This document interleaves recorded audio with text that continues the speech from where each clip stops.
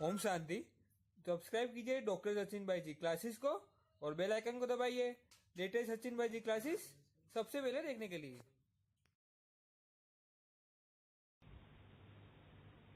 Om Shanti. Class की शुरुआत एक छोटे से योग से करेंगे, मेडिटेशन से। सभी अलर्ट होके बैठेंगे।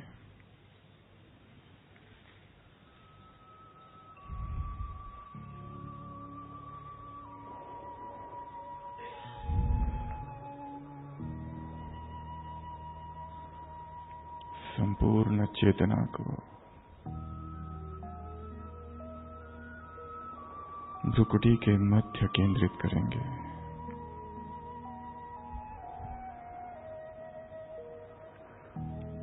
स्थूल देह में विराजमान चेतना की वह तरंग मैं हूं।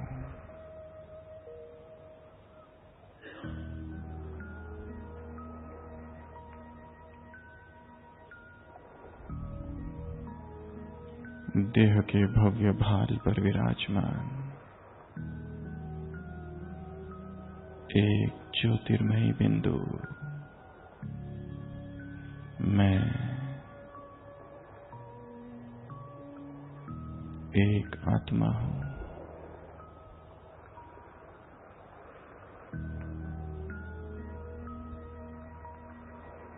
एक तेजस्वी आत्मा, एक चमकता हुआ सितारा।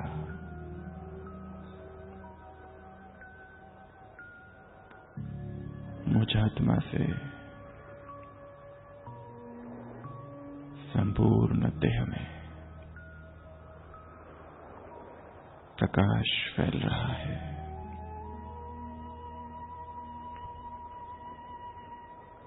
मैं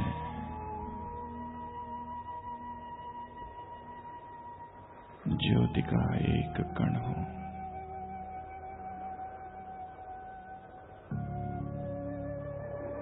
देह के भान से परे,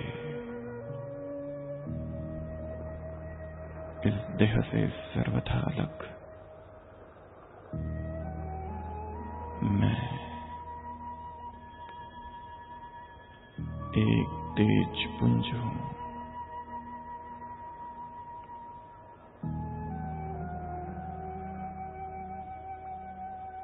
अनुभव करे स्वयं को।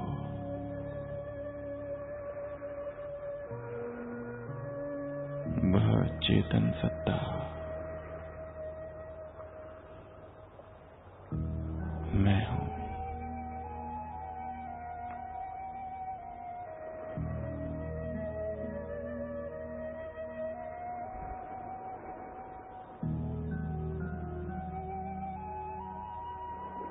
मुझ आत्मा से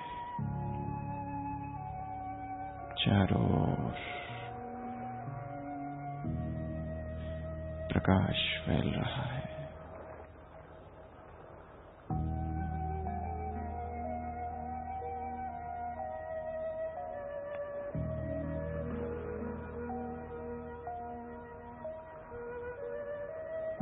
वह शांति का बिंदु संपूर्ण शांत मैं आत्मा हूं।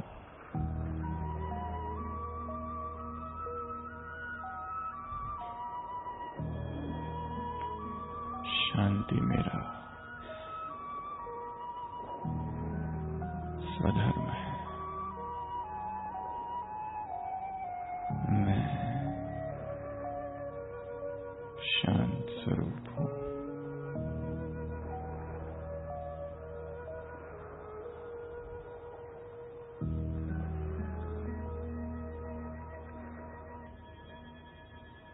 ओम शांति।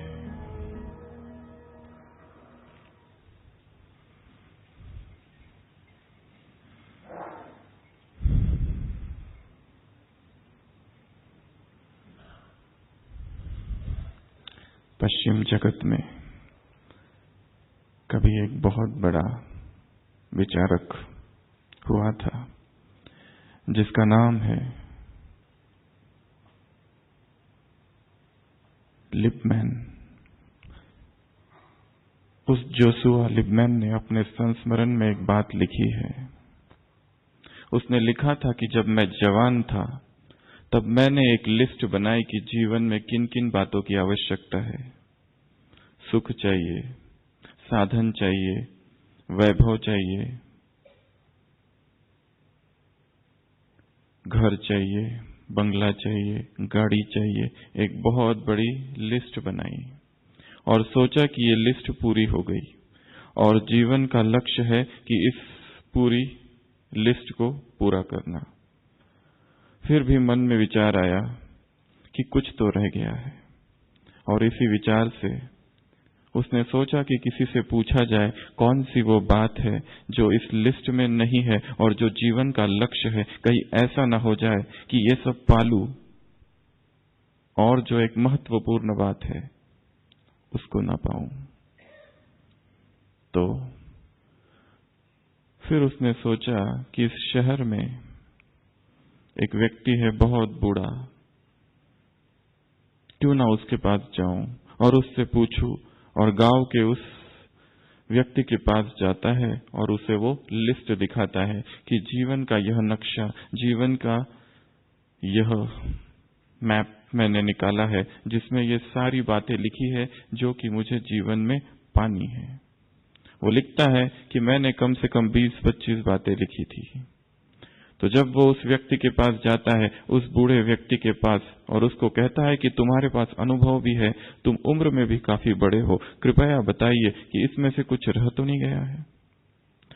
तो वो बूढ़ा व्यक्ति एक पेन लेता है और वो सारी लिस्ट कैंसिल कर देता है और नीचे 3 शब्द लिखता है।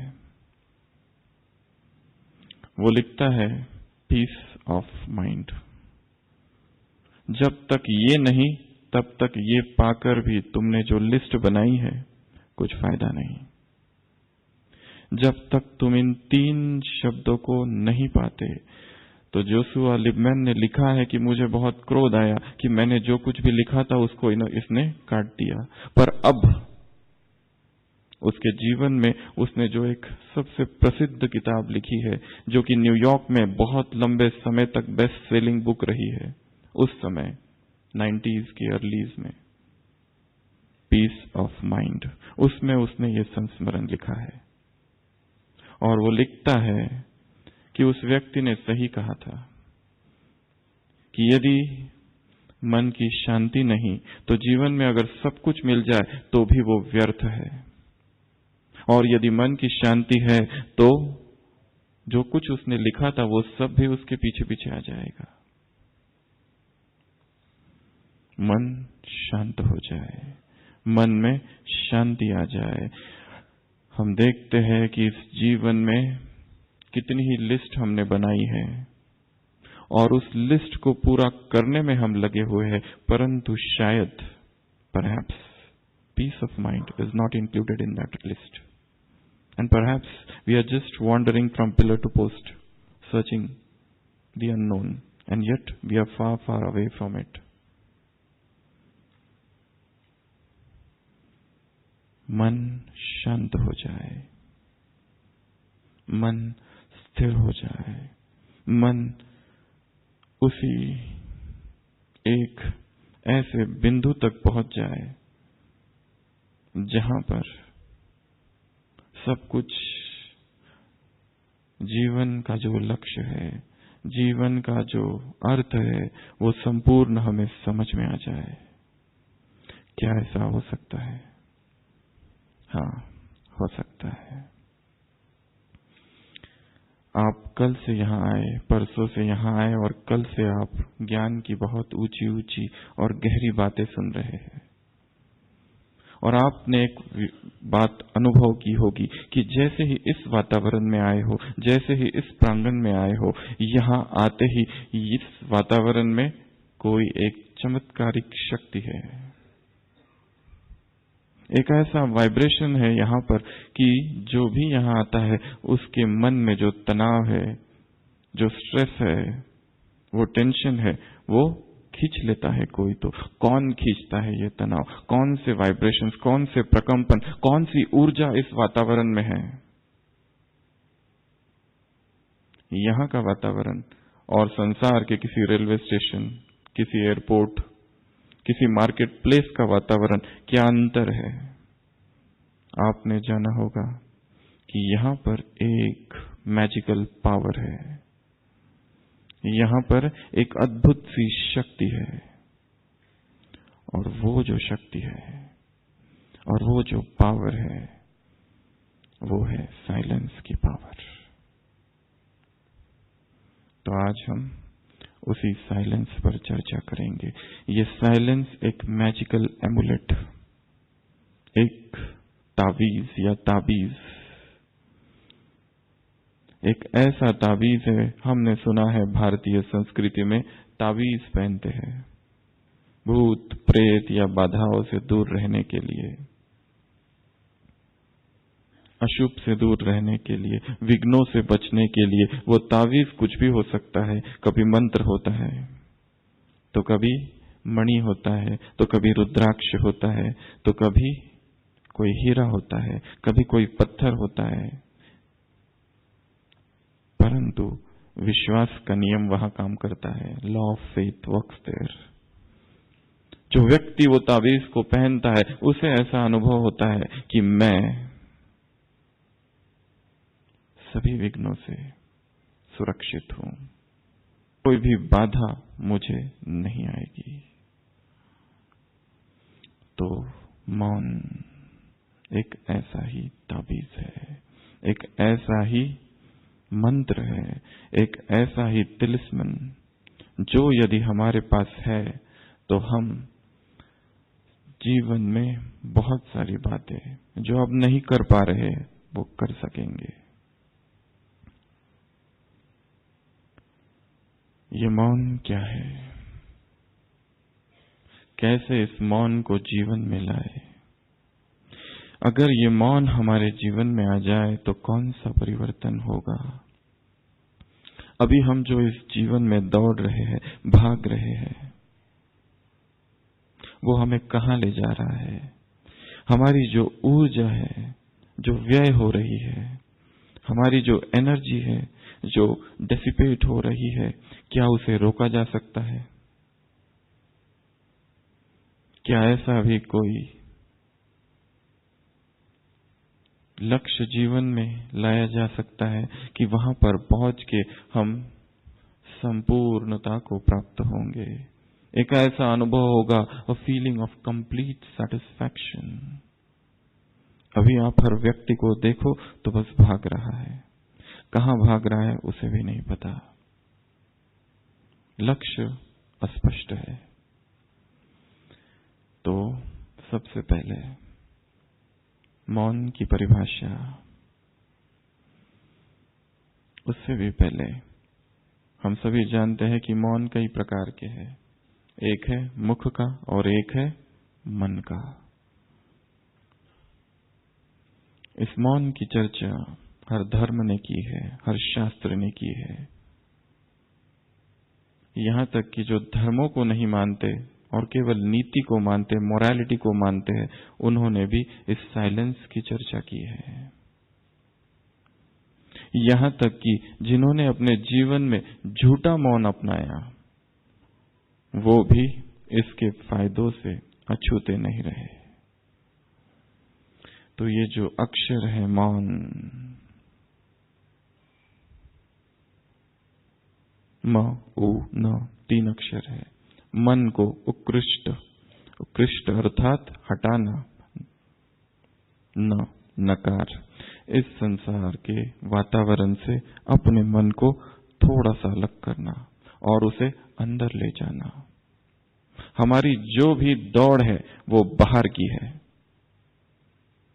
हम संसार से जुड़े हुए हैं, उसका एक कारण है स्पीच, मुखरता। और अध्यात्म की जो जर्नी है, अध्यात्म का जो सफर है, वो आंतरिक है। हमें अंदर ले जाने वाला। और जिस जिस को अंदर जाना है उसको अपने आप को बाहर से थोड़ा तोड़ना होगा। वो कहानी आप लोगों ने सुनी होगी कि कुछ लोग बहुत शराब पी गए और किसी नाव में बैठे और रात भर नाव चलाते रहे।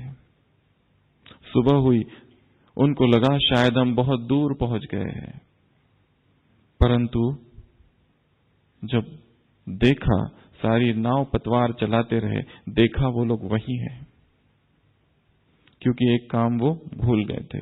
कौन सा था वो काम? नाव को किनारे से छुड़ाने का। नाव बंधी हुई थी। उसी तरह दो जगत है, एक बाह्य जगत, एक आंतरिक जगत।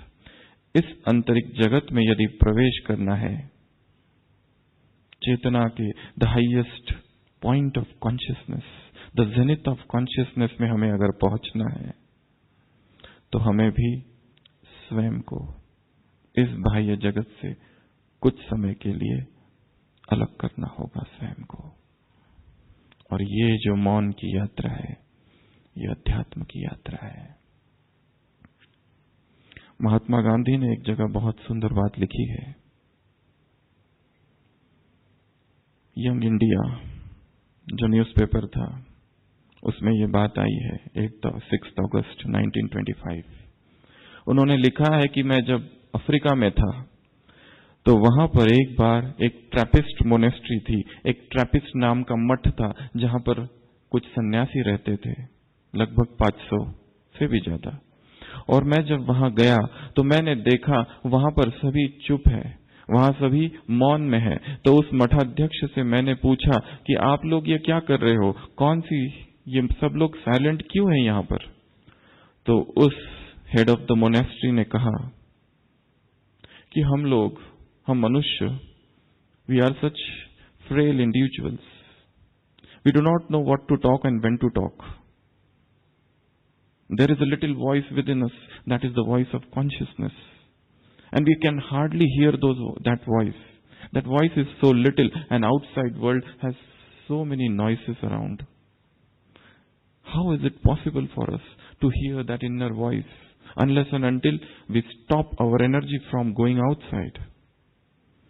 जब तक हम अपनी ऊर्जा को बाहर जाने से नहीं रोकते, हमारे अंतःकरण में, अंतस चेतना में, अंतस की गहराई से जो आवाज उठ रही है, उस आवाज को हम कैसे सुनेंगे?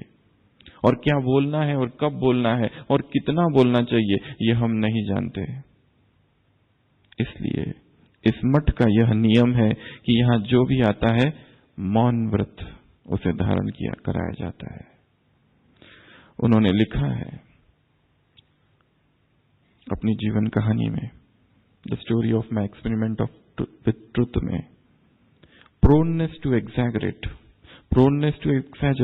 प्रोननेस टू सप्रेस और modify the truth is natural tendency of man and silence is necessary to surmount it. हम सत्य को मॉडिफाई करते हैं, हम सत्य को दबाते हैं, हम सत्य की अतिशयोक्ति करते हैं। और इस एक बात के लिए silence is must. Without silence, you can never realize the ultimate truth. ऐसी बात उन्होंने अपने जीवन कहानी में लिखी। हमें याद है हमारे अपने जीवन में बहुत समय पहले जब हमने 12th स्टैंडर्ड की एग्जाम दी थी, उसके बाद ये किताब हमारे हाथ आई थी, the story of my experiment with truth. क्योंकि हमें मेडिकल कॉलेज की एंट्रेंस एग्जाम देनी थी सेवाग्राम की, महाराष्ट्र में। उसमें एक चौथा सब्जेक्ट होता था गांधीयन थॉट्स। तो ये छोटी सी किताब हमारे हाथ में आई थी, तब हमने ये बात पहली बार पढ़ी थी। Proneness to exaggerate, to suppress और modify the truth is natural tendency of man and silence is necessary to surmount it. इस एक वाक्य को पढ़ के हमें याद है, वो किताब पढ़ते पढ़ते हम 6 मास मौन में चले गए थे। 6 months of silence just with this line.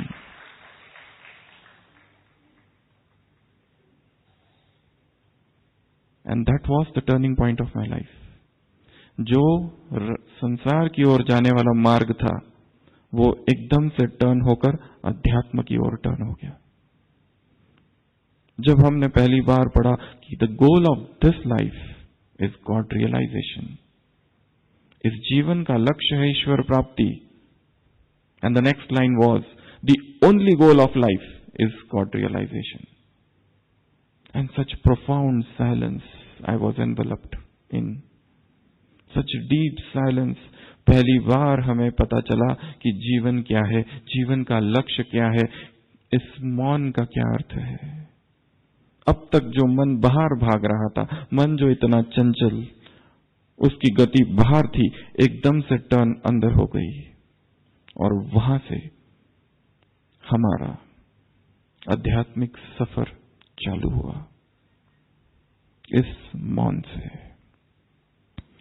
तब मौन क्या होता है हमें पता नहीं था, परंतु हमें याद है वो जो 6 मास, हमारा रिजल्ट भी आ गया 12th स्टैंडर्ड का, हमको बहुत अच्छे मार्क्स भी मिल गए पीसीएम पीसीबी दोनों ग्रुप्स में, परंतु मन एक ऐसी स्थिर अवस्था में पहुंच चुका था कि हमने पाया कि जो जो हम सोचते थे वो होता था, जो जो हम संकल्प करते थे वो होता था। हमें अध्यात्म क्या है पता नहीं था, हाथ में केवल एक ही किताब थी और उस एक किताब ने जीवन बदल दिया। मन को बाह्य चेतना से हटाकर अंदर ले जाना, स्वयं को देखना, स्वयं के बारे में सोचना। शास्त्रों में शब्द है स्वार्थ, वास्तविक में सबसे आध्यात्मिक शब्द है, परंतु गलत हाथों में पड़ा है। स्वार्थ अर्थात स्व के आध्यात्मिक उन्नति के लिए किया गया पुरुषार्थ, अपने मुख को अंतर्मुखी कर देना और स्वयं को देखना, यह मौन है। मौन अर्थात केवल न बोलना नहीं है, मौन अर्थात स्वचिंतन, मौन अर्थात आत्मचिंतन, मौन अर्थात आत्मनिरीक्षण, मौन अर्थात सेल्फ एनालिसिस, मौन अर्थात सेल्फ इंट्रोस्पेक्शन, मौन अर्थात रेट्रोस्पेक्शन, मौन अर्थात आत्ममूल्यांकन, सेल्फ अकाउंट, सेल्फ एनालिसिस। हम देखते हैं इतना हमें बोलने की इच्छा है, इतना हमें बोलने की इच्छा है। मौन की एक परिभाषा है, ये बोलने की जो उत्तेजना है उसको रोकना, ये जो पागलपन है बोलने का, केवल उस पर नियंत्रण करना। सुनना हम नहीं चाहते, listening we don't want, we want to speak, we want to speak। और कहीं ना कहीं इस स्पीच ने हमें अपने आप से बहुत दूर कर दिया है। पाश्चात्य जगत में साइकोलॉजिस्ट हुए हैं कार्ल जुंग, सिगमंड फ्राइड का नाम आपने सुना है, उसी के शिष्य। उसने लिखा है अपने जीवन में एक बहुत सुंदर बात। उसने लिखा है कि उनका एक मेंटल हॉस्पिटल था, उस मेंटल हॉस्पिटल में 2 पागल थे और कार्ल जुंग ने सोचा कि क्यों न मैं इन दोनों की बातें सुनूं, वो दोनों क्या बात करते हैं। तो उसने उनका जो कमरा था, जो सेल था, कान लगाकर वहां बैठा और सुना कि वो दोनों क्या बात कर रहे हैं। देखा कि एक पागल बोल रहा है और जब वो एक बोल रहा है दूसरा चुप है, फिर दूसरा बोलना चालू करता है, परंतु जब दूसरा बोलता है तो पहला चुप है। परंतु उनके बोल में कोई तालमेल नहीं है, कुछ भी बोले जा रहे हैं। जहां वो व्यक्ति, पहला व्यक्ति बंद कर रहा है बोलना, दूसरा कुछ और ही चालू कर रहा है। उसे बहुत आश्चर्य होता है, ये क्या हो रहा है? वो दोनों के पास जाता है और कार्ल जुंग उनसे पूछता है, व्हाट आर यू डूइंग? तो वो कहते हैं कि जब एक बोलता है, ये बोलता है तो मैं चुप रहता हूं, और वो बोलता है तो मैं चुप रहता हूं, because we know the laws of conversation. हम क्या कर रहे हैं? केवल बातचीत के नियम निभा रहे हैं। वास्तव में जब कोई दूसरा व्यक्ति बोल रहा है, हम उसे नहीं सुन रहे, एक डायलॉग हमारे अंदर चालू है। वो तो केवल एक निमित्त है। वो जैसे ही रुकता है, हमारा जो आंतरिक डायलॉग है, वहां से ही हम अपना बोल चालू करते हैं। And such intense desire to speak,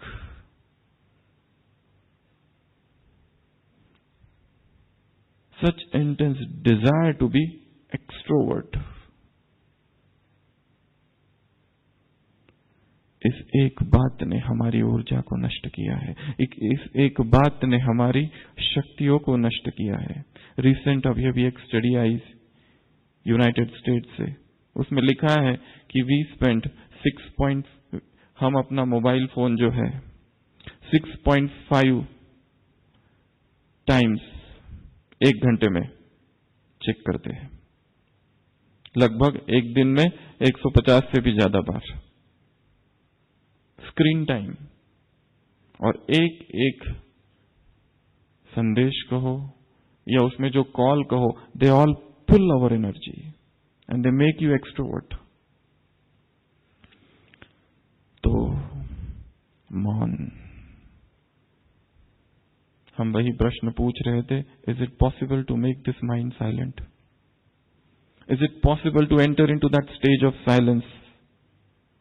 क्या यह संभव है कि हम अपने मन को उस शांत अवस्था में ले जाए, उस मौन की अवस्था में ले जाए, जो मौन वाणी से चालू होगा परंतु मन के मौन तक हमें पहुंचाएगा? इसका मतलब ये भी नहीं हम कह रहे हैं कि आप चुप हो जाओ, बोलो ही नहीं, परंतु जो बोल है वो मौन से निकले। If silence is at the centre, words and action are at the periphery. This is the goal. शब्द जो है वो परिधि पर है, कर्म जो है वो परिधि पर हो, परंतु वो शब्द, वो कर्म कहां से निकले? मौन से निकले। वो एक अंतर्मुखी स्थिति से निकले। और यहां आप सब जो आए हो, इसी एक कार्य के लिए आए हो। स्वयं से हमारा जो कनेक्शन अपने आप से टूट गया है, उसको पुनः स्थापित करने के लिए। Disconnect to reconnect, disconnect from the world to reconnect, स्वयं से स्वयं को जोड़ना।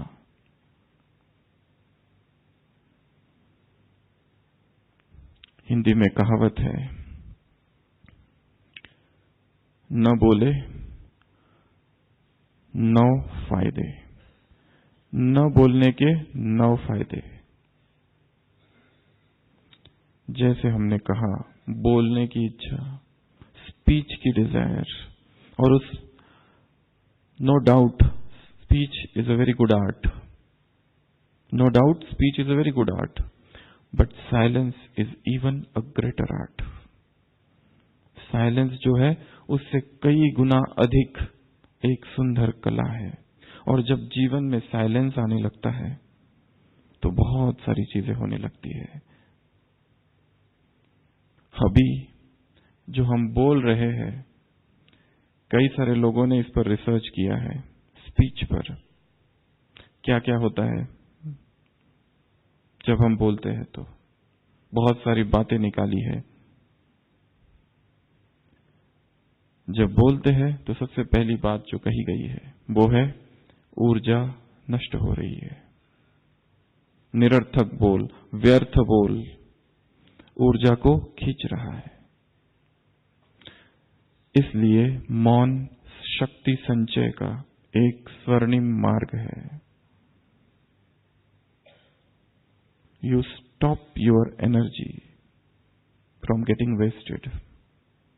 स्वयं की conservation of energy is silence. Zen में एक बहुत सुंदर कहानी सुनाते हैं। एक व्यक्ति था जो कि झूठा ज़ेन मास्टर था और जो अपने आप को कहता था master of silence.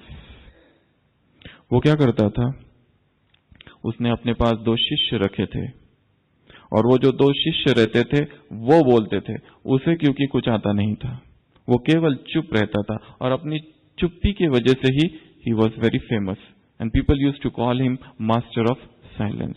But in fact he was a pseudo master. He didn't know anything. He didn't know anything about Zen nor religion nor truth nor God. परंतु उसकी ख्याति बहुत दूर दूर तक पहुंच गई थी। दिखाया है एक बार एक व्यक्ति उसके पास आता है। जब भी कोई जिज्ञासु आता था वो अपने 2 शिष्यों को हमेशा सामने रखता था और इशारों से बताकर वो उत्तर देते थे। बट इट सो हैपेंड कि एक बार वो 2 शिष्य कहीं चले गए थे और एक जिज्ञासु सामने आ जाता है। अब इसका मौन है। वो जिज्ञासु पूछता है, धर्म क्या है? What is religion? अब ये जो व्यक्ति होता है, क्योंकि ये कुछ नहीं जानता है, घबरा जाता है। अब क्या उत्तर दिया जाए? और वो 2 शिष्य भी नहीं है, तो वो ऊपर देखता है और नीचे देखता है अपने शिष्यों को ढूंढने के लिए कहां चले गए। तो सामने का जिज्ञासु बहुत खुश हो जाता है ये देखकर। फिर वो पूछता है, सत्य क्या है? तो वो व्यक्ति मास्टर ऑफ साइलेंस इधर देखता है और उधर देखता है अपने शिष्यों को ढूंढने के लिए कहां चले गए। तो वो सामने का जिज्ञासु और ज्यादा खुश हो जाता है। फिर वो पूछता है, हु इज गॉड? तो वो ज़ेन मास्टर आंखें बंद कर देता है ये सोचकर कि अभी मैं क्या करूं, हे प्रभु मेरी रक्षा करो, अंदर से ऐसे बोलता है। तो सामने का जिज्ञासु और खुश हो जाता है। फिर वो जिज्ञासु पूछता है, इस संसार के लिए आपका क्या संदेश है? तो वो जो ज़ेन मास्टर होता है वो कहता है, अब तो मैं हार चुका हूं। पर वो सामने का जिज्ञासु और ज्यादा खुश हो जाता है और वो वहां से जाता है। रास्ते में उसको वो 2 शिष्य मिलते हैं। वो शिष्य उसको वो 2 शिष्यों को कहते हैं कि तुम्हारे जो गुरु है बहुत पहुंची हुई हस्ती है। वो कहते हैं कैसे? वो कहता है, मैंने जब उनसे पूछा सत्य क्या है, धर्म क्या है, तो उन्होंने ऊपर देखा और नीचे देखा। इसका अर्थ ये हुआ कि धर्म अर्थात ना कोई ऊंचा है ना कोई नीचा है, समानता।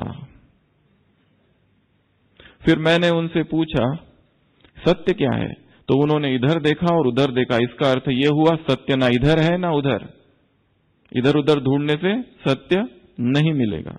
फिर तीसरा मैंने प्रश्न पूछा था, भगवान कहाँ है? तो उन्होंने आंख बंद कर ली। इसका अर्थात भगवान कौन है ये बताया थोड़ी जा सकता है। और फिर मैंने पूछा कि आपका संदेश क्या है, तो उन्होंने ऐसे हाथ फैला दिए। इसका अर्थ ये हुआ कि ये पूरा जीवन ही उसकी सेवार्थ है। तो ऐसी पहुंची हुई हस्ती मैंने आज तक कभी देखी नहीं। Even a silence which is a feigned one, even a silence which is just for the sake of show off, can take you to such an exalted stage. So there are 2 types of silence. Silence के और 2 प्रकार है, एक सच्चा एक झूठा। Real silence जो है वो स्वतः आएगा, it will be the natural result. अंदर में मन इतना शांत हो गया है, इतना शांत हो गया है कि वो अपने आप बोल कम हो गए हैं। आपने देखा होगा, आज सुबह यहां उठे थे आप सभी अमृत वेला, मन कितना शांत रहता है उस समय, कितना स्थिर रहता है, थॉट्स कितने कम होते हैं। और वो समय है वी आर मोस्ट पावरफुल, जब हमारे विचार कम होते हैं। तो जब वो विचार कम होते हैं, उसकी एक्चुअली जनरेशन जो हो रही है वो मन की स्थिति से हो रही है। मन जितना शांत, विचार कम और बोल कम। तो दिस इज रियल साइलेंस। एक दूसरा साइलेंस है झूठा silence, false silence, pseudo silence. वो जो सूडो साइलेंस है बहुत खतरनाक है, क्योंकि जबरदस्ती धारण किया हुआ है। कोई आए और उसको कह दो कि मौन व्रत धारण करो, क्यों करना है, क्या उसका लक्ष्य है, ये सब बातें उसे पता नहीं है। Sometimes that is more dangerous, क्योंकि वो प्रेशर कुकर जैसा है। सहन कर रहा है, कोई सहन कर रहा है, करते जा रहा है, परंतु बोलना नहीं है, अभिव्यक्त नहीं करना है अपने भावों को, वो इमोशनल प्रेशर बन रहा है, वो तो बहुत खतरनाक है। उस साइलेंस की हम बात नहीं कर रहे हैं, हम उस साइलेंस की बात कर रहे हैं जिसमें मन शांत हो गया है। महात्मा बुद्ध के जीवन में दिखाया है कि उनका शिष्य आनंद उनसे पूछता है कि आप जब सोते हो एक ही करवट पर सोते हो। रात को मैं 40 साल से आपको देख रहा हूं, I am with you since 40 years. आप जिस करवट पर सोते हो, सुबह उठ के देखता हूं उसी करवट पर हो। क्या आप सोते हो या नहीं सोते हो? वो कहते हैं, बहुत सुंदर उत्तर है, वो कहते हैं कि मेरा मन इतना शांत हो गया है कि मुझे करवट बदलने की जरूरत नहीं पड़ती। करवटें हम कब बदलते हैं? जब मन बेचैन होता है, मन अशांत होता है, इल एट ईज, अनईजी। मन इतना शांत हो गया है कि I need not to turn side. When are we tossing in bed? When our mind is in the state of anguish, when the mind is in the state of unrest, that continuous unrest, that state of turmoil doesn't allow you to sleep quietly. You are tossing on the bed the whole night. जब मन शांत हो जाए, मन स्थिर हो जाए, तब मौन स्वतः घटित होगा।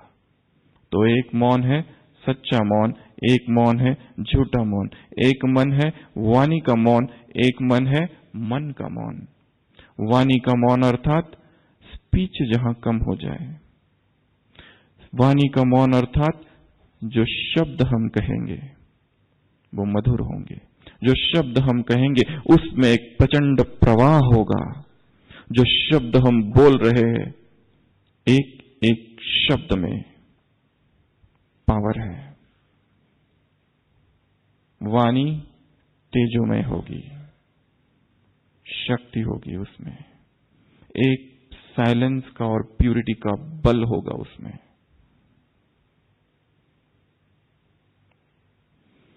जो हम बोल रहे हैं उससे भी ज्यादा जब हम नहीं बोल रहे, दो शब्द और दो वाक्यों के बीच जो अंतराल है, उस अंतराल में बहुत कुछ हम कह रहे होंगे।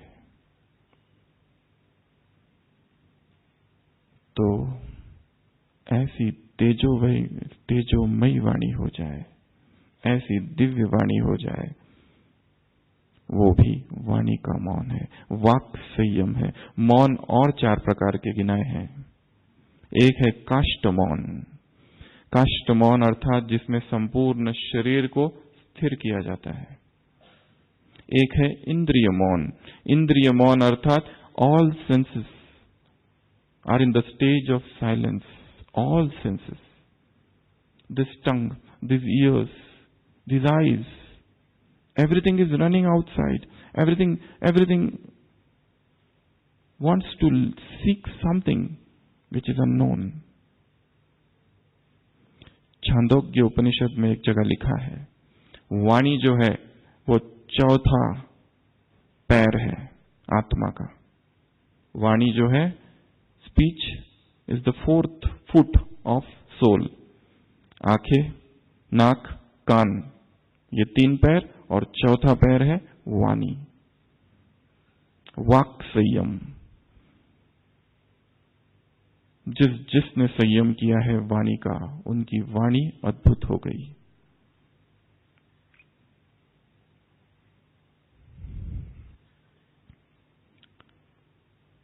इंद्रिय संयम, वाक् संयम, और चौथा है सुषुप्ति संयम, जिसमें चित्त की जो वृत्तियां है वो भी संयमित हो गई। अभी अभी हमने अंतर्राष्ट्रीय योग दिवस मनाया। विश्व भर में योग की बहुत महिमा हुई, योग का फिर से नए सिरे से प्रचार और प्रसार हो रहा है। परंतु योग अर्थात केवल वो शारीरिक क्रिया नहीं है। चित्त वृत्ति निरोधः इति योगः। चित्त की जो वृत्तियां है, वृत्ति और मॉडिफिकेशंस ऑफ चित्ता, the restraint of those modifications of चित्ता इज योगा। तो चौथे प्रकार का साइलेंस है सुषुप्ति, मौन, जिसमें चित्त की वृत्तियां जो है, जो भाग रही है, वो भी शांत हो गई है। वहां तक पहुंचना है, वो लक्ष्य है। और ये जो संपूर्ण मेडिटेशन है वो है क्या? स्वयं के मन को शांत करना, स्थिर करना। मेडिटेशन जो है वो कोई डूइंग की क्रिया नहीं है, it is the art of being. Meditation जो है वो डूइंग की क्रिया ना होकर क्या है? Art of being. एक बहुत सुंदर ज़ेन स्टोरी है जिसमें बताया गया है, एक ज़ेन मास्टर है बांकेई, चीन का एक बहुत बड़ा सम्राट, सोचता है मुझे इस मठ में जाना है, इस आश्रम में जाना है जहां पर लगभग 5000 से भी अधिक ज़ेन मंक्स रहते हैं, सन्यासी रहते हैं, और मुझे देखना है यहाँ की हर एक बात। तो वो राजा उस मठ में आता है और वो जो बांके होता है मठाध्यक्ष, वो उनको हर एक चीज दिखाता है वहां की।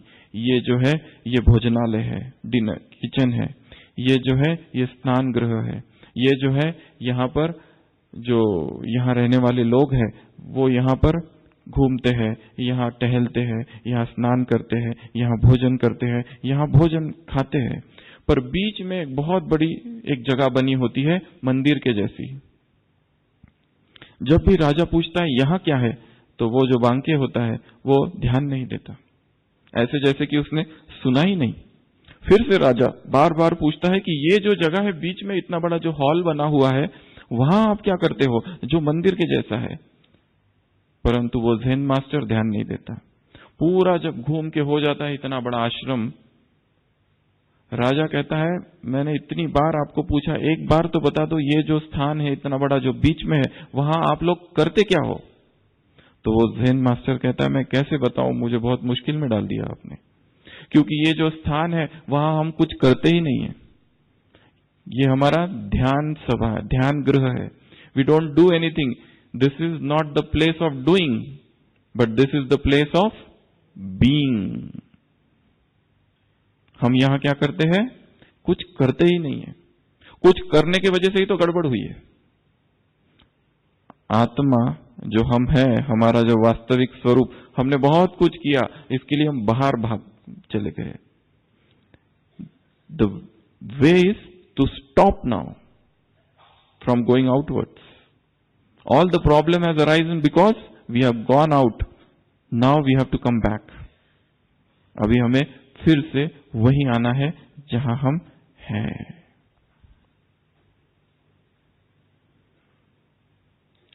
तो हम 4 प्रकार के मौन की बात कर रहे थे। दिन भर सुबह से लेकर रात तक हम बोल रहे हैं, हम बोल रहे हैं, हम बोल रहे हैं, हम बोल रहे हैं। एक इंग्लिश ऑथर ने लिखा है कि मुझे हमेशा उस चीज के लिए पश्चाताप करना पड़ा जीवन में जो मैंने बोल दी। उस चीज के लिए मैंने कम पश्चाताप किया जो मैंने बोली ही नहीं। कितनी सुंदर बात है। I have always repented for those things which I have spoken and never for those things which I have not spoken. सुबह से लेकर रात तक हम बोल रहे हैं, बोल रहे हैं, बोल रहे हैं, बोल रहे हैं, बोल रहे हैं। यदि हम में से किसी को एकांत में रख दिया जाए कि आपको किसी से कुछ नहीं बोलना है, तो शायद बेचैनी हो जाए।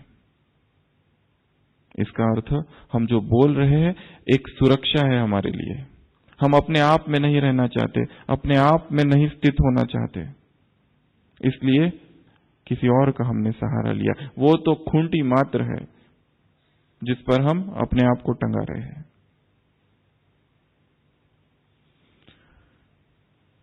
बोलने से क्या क्या होता है, हम बोलने की महिमा आज नहीं करेंगे, क्योंकि हम चर्चा कर रहे हैं मौन की और मौन हो जाने की।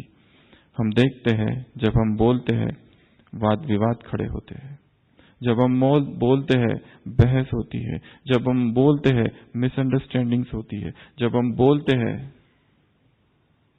वैर भाव जन्म लेता है, ईर्ष्या द्वेष जन्म लेती है। जब हम बोलते हैं इतना कुछ बोल देते हैं कि जो हमें बोलना नहीं चाहिए। जब हम बोलते हैं बहुत सारी स्वयं की प्राइवेट बातें जो कि रिवील नहीं करना चाहिए, वो भी निकल जाती है। महात्मा गांधी हर सोमवार को मौन रखते थे, एक दिन पूरा मौन, न बोलना। अरविंद महर्षि ने 17 साल मौन रखा, और जब इस मौन से ये लोग बाहर निकलते थे, उनके अंदर एक फ्रेशनेस रहती थी। Silence is the sleep that refreshes wisdom. जब हम बोल रहे हैं, दूसरे के भावों को हम नहीं समझ पा रहे हैं, वो क्या कह रहा है, हमारा सारा ध्यान कहीं और है। जब हम बोल रहे हैं और सारे दिन भर बोलते रहते हैं, कितना टाइम हमारा जा रहा है, कितनी एनर्जी जा रही है।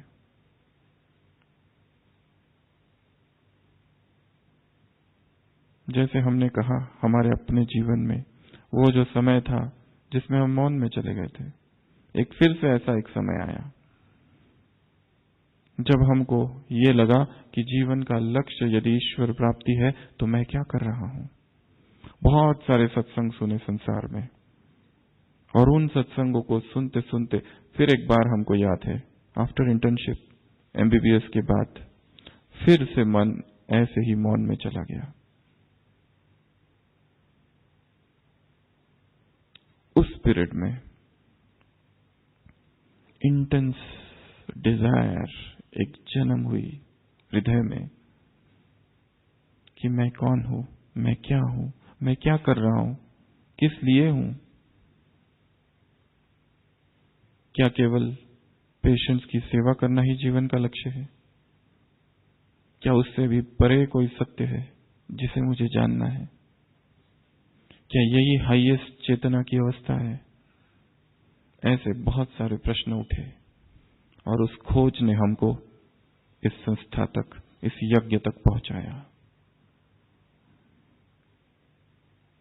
वो खोज, दैट क्वेस्ट,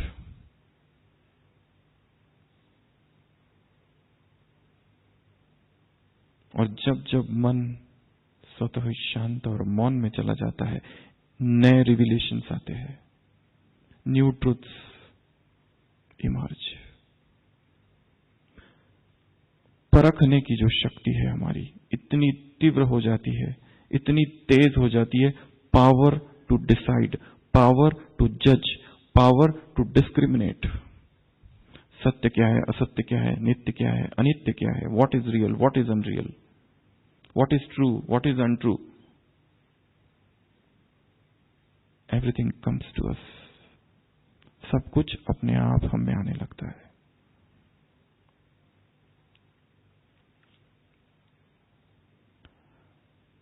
यदि हम एक दिन यहां बैठकर आप सभी ये देखें कि आप जहां कार्य करते हैं, सुबह से लेकर रात तक स्वयं को साक्षी होकर देखना है।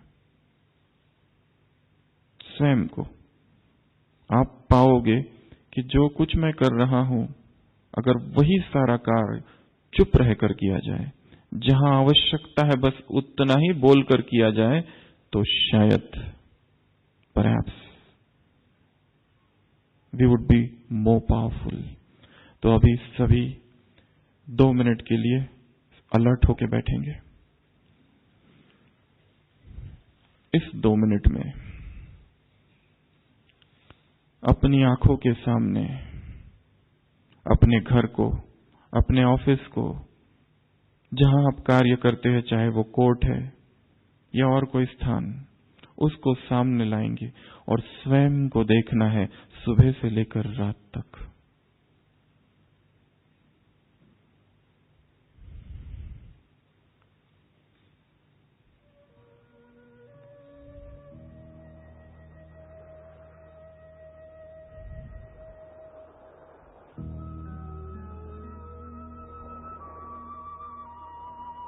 मैं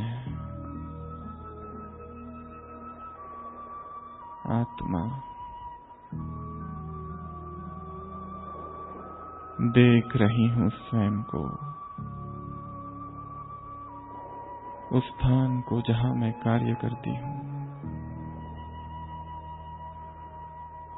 एक विहंगम दृष्टि,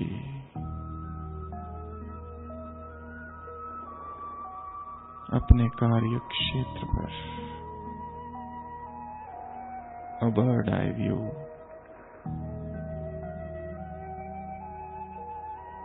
देख रहा हूं कैसे उठता हूं, किन संकल्पों के साथ उठता हूं,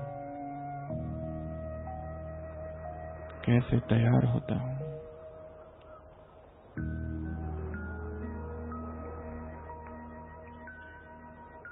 कैसे भाग रहा हूं। यह भाग दौड़ देख रहा हूं, अपने ऑफिस को देख रहा हूं, कितने लोगों से मिल रहा हूं, देख रहा हूं कितना शांत हूं,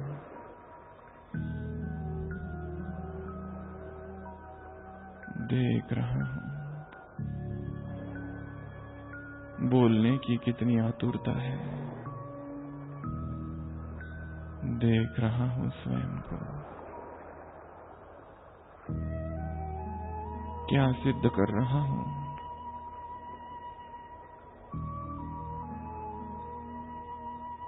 क्या सत्य को सिद्ध कर रहा हूं, क्या संपूर्ण सत्य स्वयं सिद्ध नहीं है।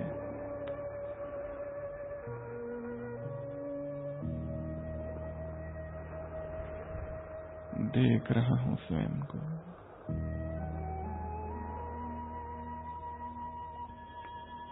सत्य में ये क्या मिश्रित हो रहा है, देख रहा हूं स्वयं को, ये कौन सा ट्रेड ऑफ फॉल्सहुड है,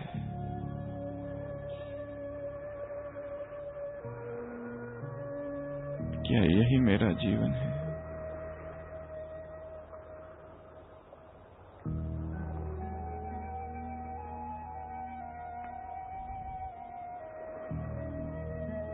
देख रहा हूं उन सभी स्थानों को जहां मैं रोज कार्य करता हूं। क्या ऐसा हो सकता है कि ये सभी कार्य मैं एक परम मौन की अवस्था में करूं? क्या ये हो सकता है जिस साइलेंस को मैंने छोड़ दिया है वही मेरा वास्तविक स्वरूप है? क्या ये आवाज, क्या ये नॉइस कहीं खो तो नहीं गया हूं? क्या यही जीवन का सत्य है? Let me see myself, who I am, what I am doing. Is this the reality of my life? Is this real me? where I am rushing is the goal of life, lost somewhere.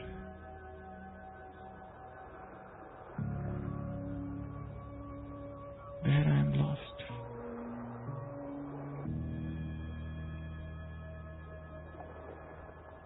I see myself.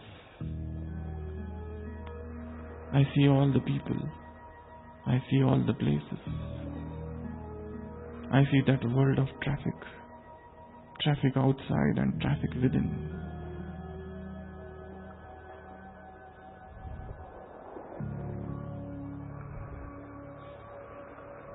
Am I lost in this hustle and bustle of this world? Let me turn back.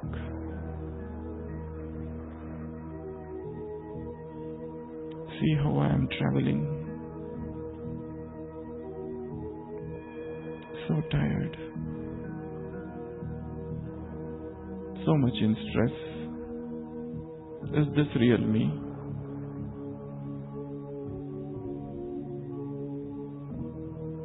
I come back home and I'm again lost.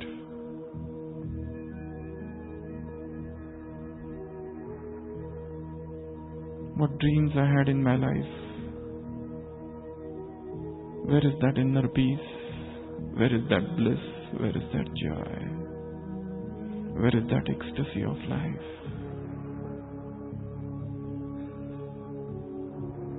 I remember those spirits of my childhood. How carefree I was. How close to nature.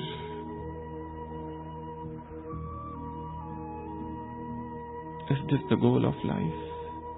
Is this what I have achieved? This wealth, this property, this technology. But who I am?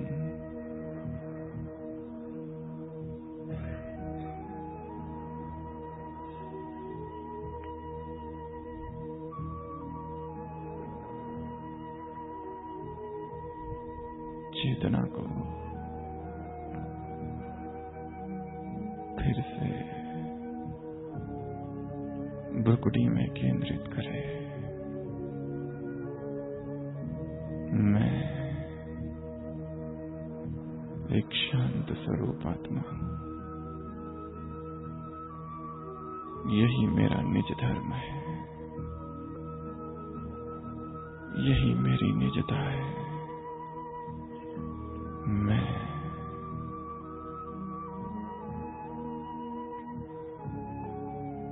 एक अति शांत चेतन आत्मा हूं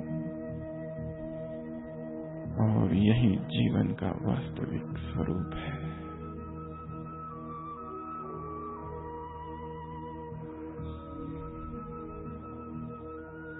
ओम शांति।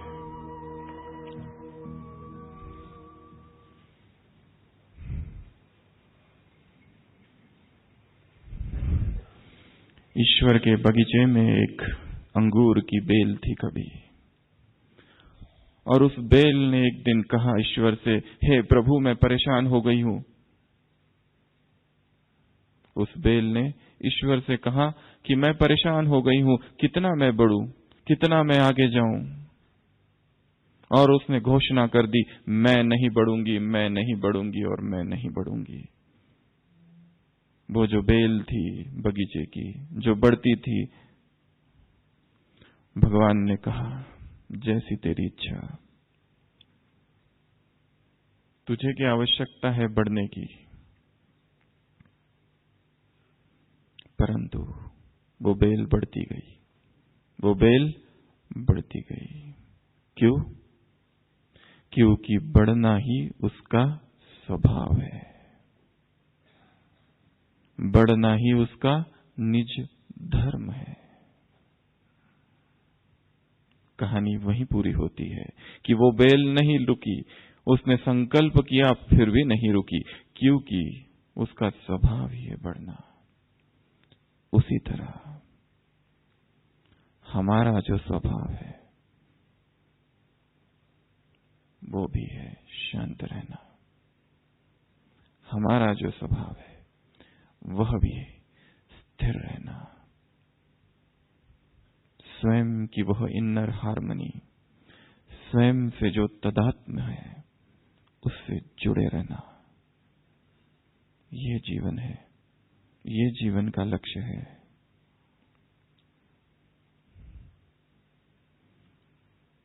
सभी ने देखा अपने आप को? देखा? क्या दिखाई दिया? क्या हम शांत दिखाई दिए? जितने शांत हम यहां हैं, क्या उतने ही शांत वहां है? जितने ही स्थिर यहां है, क्या उतने ही स्थिर यहां है? जितने ही चिंताओं से मुक्त यहां है, क्या उतनी ही चिंताओं से मुक्त वहां है? शायद नहीं। क्यों? क्यों? स्वयं से पूछना है। यहां जो आप आए हैं, हम एक बात कहेंगे, ये किसी के कहने से नहीं आए, किसी के बुलावे से नहीं आए, किसी ने आपको आमंत्रण दिया इसलिए यहां नहीं पहुंचे हैं। शायद जन जन जो पुण्य किया है, उस पुण्य ने ढकेल कर यहां तक पहुंचाया है। क्यों पहुंचाया है? क्योंकि जिस स्थान पर आप उपस्थित हो, ये जो स्थान है, ये साधारण स्थान नहीं है। इस संसार में असंख्य हजारों तीर्थ है, परंतु उन तीर्थों में ये महातीर्थ है, क्योंकि ये वह स्थान है जहां पर स्वयं भगवान का अवतरण होता है। ये वह स्थान है जहां पर असंख्य आत्माओं ने अपने जीवन को, अपने यौवन को इस यज्ञ की वेदी पर अर्पण किया है। ऐसी समर्पित आत्माएं इस संसार में और अन्यत्र कहीं पर नहीं। ऐसी आत्माएं, ऐसे व्यक्ति जिनका जीवन एक ईश्वरीय प्रेम की धारा से बह रहा है, जिनके जीवन में वो परम शांति को उन्होंने पाया है, उस ओशन ऑफ पॉजिटिविटी में आप इस समय उपस्थित हो। इसलिए यहां आते ही मन शांत हो जाता है। शुद्ध संस्कृति का ये द्वीप है एक, और आप यहां जो आए हो अपने आप को उस शांति से भरने के लिए, स्वचिंतन करने के लिए, अपने आप को उस मौन से भरने के लिए, ताकि यहां से जब जाओ तो यही मौन वहां पर रहे। चेतना की वही स्थिति वहां रहे, वहां कहीं खो ना जाओ। तो हम बात कर रहे थे बोलने के बारे में। जब बोलते हैं तो इतनी सारी बातें हो जाती है, द्वंद्व होता है, संघर्ष होता है, झगड़े होते हैं, विवाद होता है, डिबेट होता है, ईर्ष्या द्वेष उत्पन्न होता है। और जब हम शांत होते हैं तब क्या क्या होता है? H.G. वेल्स एक इंग्लिश ऑथर है, 1911 उन्होंने एक किताब लिखी थी, जिस किताब का नाम था country of the blind. Country of the blind. उसमें दिखाया है एक व्यक्ति है जिसका नाम है नूनयस। वो जो व्यक्ति है एक बार भटकते भटकते एक पहाड़ी की चोटी पर जाता है और वहां से नीचे गिर पड़ता है और एक नए जगत में प्रवेश करता है। ये जो जगत है ऐसे लोगों का जगत है जो संसार के मेन स्ट्रीम से बाहर है। उन्हें संसार में क्या हो रहा है कुछ भी पता नहीं है। He reaches that valley of unknown people, और वहां पर सभी लोग अंधे हैं, ब्लाइंड है, क्योंकि बचपन में ही सभी को एक ऐसी बीमारी हो जाती है कि बचपन में ही सभी अंधे हो जाते हैं। He reaches that country of blind। और ये जो व्यक्ति है उसने ऐसे देश के बारे में कभी बचपन में कहानियों में सुना था कि ऐसा एक देश है कि जहां पर सभी अंधे हैं। वो सोचता है मैं तो राजा हूं यहां पर। One eyed is king in the world of blind, even one eyed. तो वो वहां रहने लगता है, परंतु वहां के जो लोग होते हैं सब अंधे होते हैं। वो देखते हैं ये जो व्यक्ति है ये अलग है, इसे कोई बीमारी है, इसकी जो आंखें हैं ये शायद कोई दोष है इसके शरीर में, वो वहां काम करने लगता है। दिखाया है उस कहानी में कि वो जो व्यक्ति है जिस घर में काम करता है, जिस व्यक्ति के यहां उसकी जो डॉटर होती है, उसकी बेटी, उससे इसे प्यार हो जाता है। और वो प्यार इतना हो जाता है कि वो उसकी बेटी के साथ शादी करना चाहता है। वो प्रस्ताव रखता है कि आई वांट टू मैरी। तो सारा गांव विरोध करता है। वो कहता है ये जो व्यक्ति है ये कोई विक्षिप्त है, बीमार है, बाकी सब तो ठीक है, पर ये जो आंखें जो दिख रही है ये पहले हटाओ, उसके बाद ही ये शादी होगी, नहीं तो नहीं। वो कहते हैं व्हाट इज दिस, मैं अपनी आंखें को कैसे निकालूं, ये तो सब आप लोग अंधे हो, मेरे पास तो आंख है। पर वो लोग मानने को तैयार नहीं। वो जिससे उसकी प्यार हो जाता है उससे बात करता है, बहुत बात करता है, और आखिर वो मान जाता है उस प्यार की खातिर कि ठीक है मैं अपनी आंखें निकाल लूंगा शादी करने के लिए। दिखाया है कि दूसरे दिन सुबह आंख निकलने वाली होती है उसकी आंखें। सुबह सुबह वो पहाड़ियों पर चढ़ता है और वादियों को देखता है, उस सूरज को देखता है, उस क्षितिज को देखता है, उन फूलों को देखता है और सोचता है इतना सुंदर ये, और मैं ये क्या करने जा रहा हूं, और वहां से भाग निकलता है। इसके मॉडिफाइड वर्जन है, उसमें दिखाया है कि वो उस लड़की को लेके भाग जाता है। ये कहानी हम क्यों बता रहे हैं आपको, कहानी यहीं तक है और इसका बहुत सारा विस्तार है। जब कोई व्यक्ति शांत होता है और वो बोलने वालों की दुनिया में पहुंचता है तो सब उसका विरोध करते हैं। सब कहते हैं तुम you are abnormal, you become like us, then only we will accept you, otherwise not.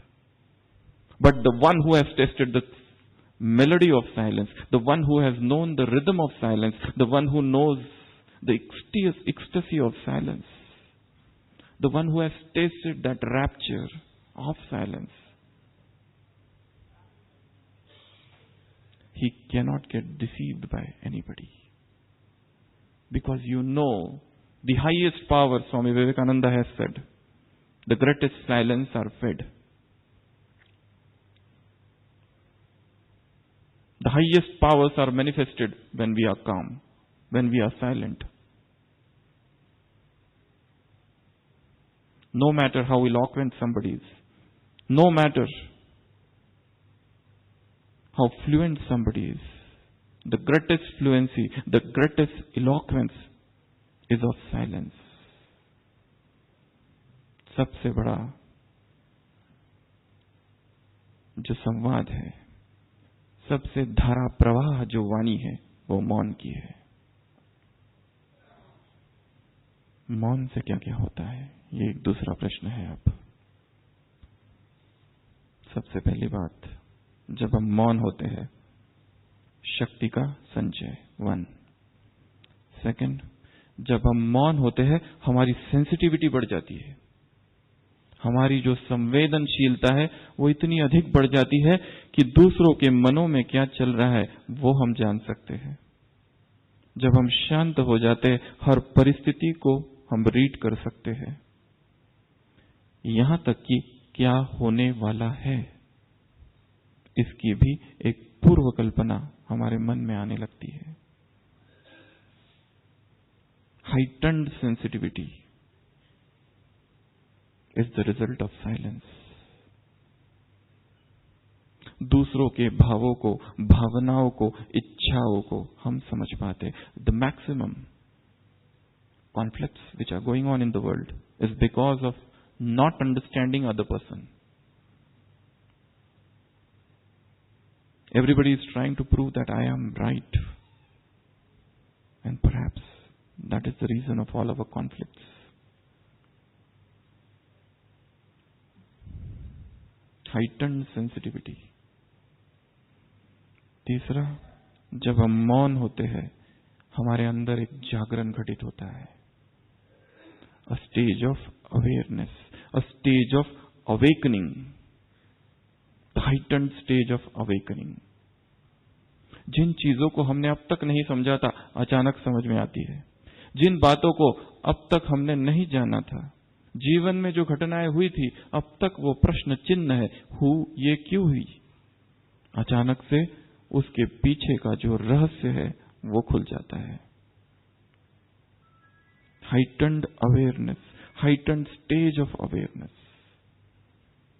Next, ये जो निसर्ग है, ये जो प्रकृति है, इस प्रकृति में, प्रकृति से हमारा कुछ संबंध है। हम टूट चुके हैं इस प्रकृति से, हमारा जो है बहुत बड़ा डिस्टेंस बीच में हो गया है। जैसे ही हम शांत होते हैं, इस प्रकृति की आवाजें हमें सुनाई देती है।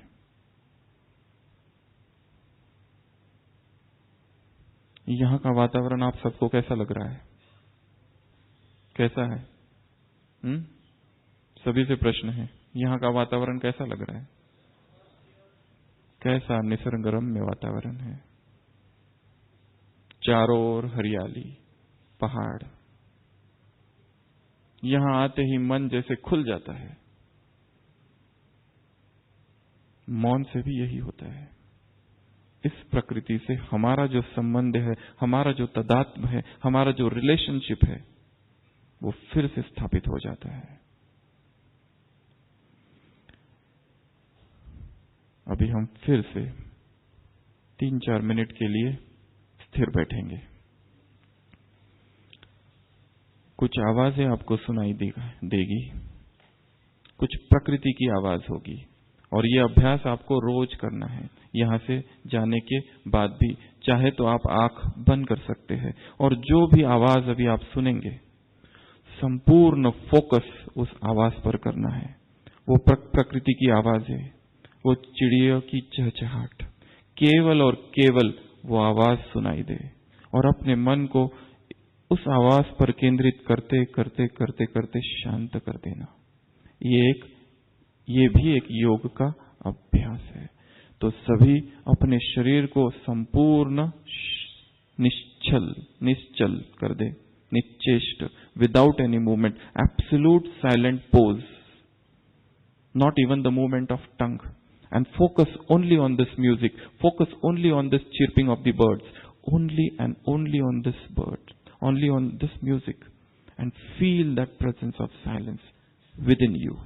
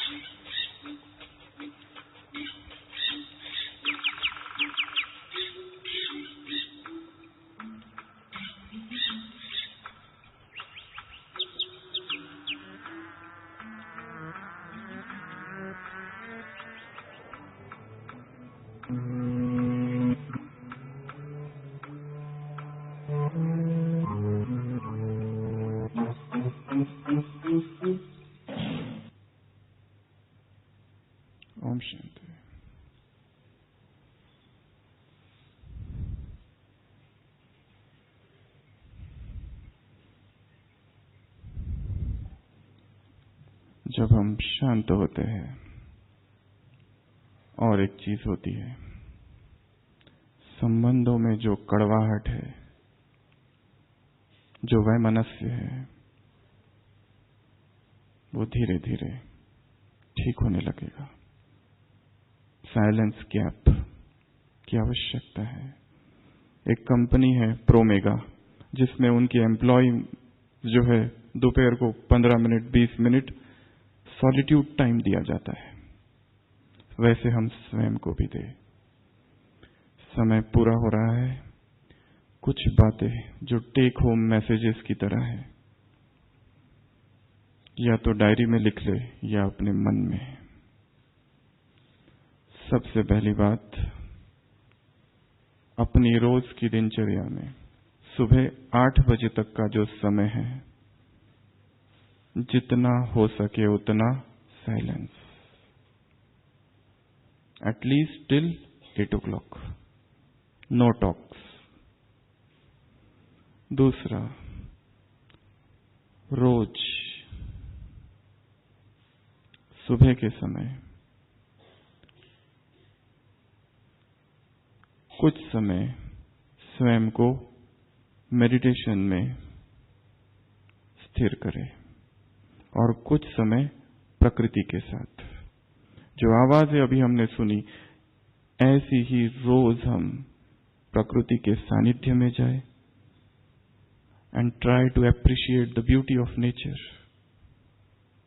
And then you will start realizing the difference of the weeds, the difference of the breeze of one season from another season. Then you will start hearing the voices of those birds whom you never heard before. What is this life? Full of care. We have no time to stand and stare. No time to stand beneath the bough and stare as long as sheep and cow. A poor life. This is full of care. We have no time to stand and stare. W.H. Davis ने लिखा है कि कैसा ये जीवन है, समय ही नहीं है। तो ये 2 कार्य। तीसरा, सारे दिन भर में बीच बीच में, जैसे यहां ट्रैफिक कंट्रोल का गीत बजता है, वैसे स्टॉप हो जाना और उस साइलेंस में स्वयं को देखना। Check yourself. Last 3 hours activities, last 4 hours activities, हर 3-3 या 4-4 घंटे में बीच बीच में रुकना, चुप हो जाना, या तो आंखें बंद कर लेना, एक स्थान पर बैठ जाना and look back. Everything is all right. Check yourself. Am I in touch with myself? I am lost the touch with myself throughout the day. Evening time में भी sit down and review the entire day in the evening. If possible, again go for a very long walk. Very long walk. Walk कितने लोग करते हैं? सभी करते हैं। एक अंग्रेजी ऑथर ने लिखा है, मेरे पिताजी के साथ एक बार झगड़ा हो गया। मैं घर छोड़कर चला गया। पैसे थे नहीं, पैदल जाने लगा। चलने लगा। पिताजी को कहा, अब मैं, एक तो आप रहोगे या मैं रहूंगा इस घर में। चलते गया 5 किलोमीटर 6 किलोमीटर, और चलते ऐसा लगा गलती तो मेरी है। वॉकिंग ट्रांसफॉर्म मी। मुझे तो माफी तो मुझे मांगनी चाहिए। और लिखता है कि फिर मैं घर वापस आ गया। Why that happened? Walking. He mentions this in the benefits of walking. So go in the company of nature. Enjoy nature. Evening. Again at night. Digital detox. Digital detox. Gmail, email, WhatsApp, social media. कितना हमको बाह्यमुखी कर रहे हैं. Can we put an end to that for some time? Disconnect to reconnect. All the social media, all the messages, all the calls, at least for some time, if possible. Can we become silent? And some spiritual reading at night. This is some of the homework. This is some of the things you have to take from this. And churn, think, contemplate, cogitate on your own self, on your own existence, who I am, what I am, why I came in this world, what is the goal of life, where I am running. Is this the goal of life? Think deeply, contemplate deeply, go within yourself and begin this inner journey. Om Shanti.